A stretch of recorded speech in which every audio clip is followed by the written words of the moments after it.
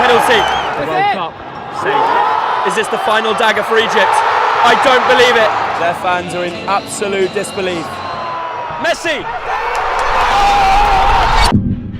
মিশরের দাপটে বিশ্ব চ্যাম্পিয়নের বিদায়ের ঘণ্টা, আর আর্জেন্টিনা এখন দ্বার প্রান্তে। পুরো স্টেডিয়াম তখন উৎসবে মেতেছে, কিন্তু মাত্র একটি ভিএআর সিদ্ধান্ত বদলে দিল পুরো ম্যাচের ইতিহাস। দর্শক, প্রশ্ন উঠেছে, মিশরের সঙ্গে কি সত্যিই অবিচার হয়েছে? ফিফা বিশ্বকাপের শেষ 16তে আর্জেন্টিনা ও মিশরের এই নাটকীয় লড়াই এখনও ফুটবল বিশ্বের আলোচনার কেন্দ্রবিন্দু। আর সেই বিতর্ককে আরও উস্কে দিয়েছেন প্রিমিয়ার লিগের সাবেক ইংলিশ রেফারি গ্রাহাম স্কট। ম্যাচের শুরু থেকেই দুর্দান্ত ফুটবল খেলছিল মিশর। 15তম মিনিটে ইয়াসের ইব্রাহিম গোল করে দলকে এগিয়ে দেন। এরপর আসে সেই বহু আলোচিত 58তম মিনিট। মুস্তাফা জিকোর শট জালে জড়াতেই পুরো স্টেডিয়াম আনন্দে ফেটে পড়ে। স্কোর লাইন দাঁড়ায় 2-0। মনে হচ্ছিল বিশ্ব চ্যাম্পিয়ন আর্জেন্টিনার বিদায় আর শুধু সময়ের অপেক্ষা। কিন্তু ঠিক তখনই হস্তক্ষেপ করে ভিএআর।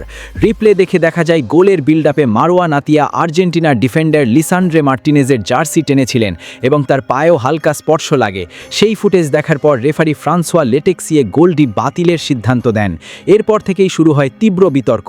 অসংখ্য ফুটবল সমর্থকের মতো এবারে সেই সিদ্ধান্তের সমালোচনা করেছেন সাবেক প্রিমিয়ার লিগ রেফারি গ্রাহাম স্কটও। তার ভাষায় এটি ছিল স্বাভাবিক শারীরিক লড়াই। এমন ঘটনায় ভিএআরের হস্তক্ষেপের কোনো প্রয়োজন ছিল না। স্কট আরও বলেন, ঘটনাটি গোল হবার প্রায় 100 গজ দূরে ঘটেছিল। এরপরেও আর্জেন্টিনার ডিফেন্ডারদের নিজেদের রক্ষণাভাগ গুছিয়ে নেওয়ার যথেষ্ট সময় ছিল, তাই এটিকে স্পষ্ট ও সুস্পষ্ট ভুল বলা যায় না। তার মতে জিকোর গোল বাতিলের সিদ্ধান্ত ছিল ভুল এবং ভিএআর এখানে নিজেদের ক্ষমতার সীমা অতিক্রম করেছে। তবে তিনি ম্যাচের শেষ দিকে মোহাম্মদ সালাহর পেনাল্টির দাবিকে সমর্থন করেননি। স্কটের মতে ওই পরিস্থিতিতে পেনাল্টি না দেওয়াই ছিল সঠিক সিদ্ধান্ত। ম্যাচ শেষে হতাশ মুস্তাফা জিকো বলেন, রেফারির সিদ্ধান্ত মোটেও ন্যায্য ছিল না। আমরা 2-0 ব্যবধানে এগিয়েছিলাম, কিন্তু একটি সিদ্ধান্ত আমাদের সব পরিশ্রম নষ্ট করে দিয়েছে। আমরা সমর্থকদের আনন্দ দিতে চেয়েছিলাম, কিন্তু সেটা আর সম্ভব হয়নি।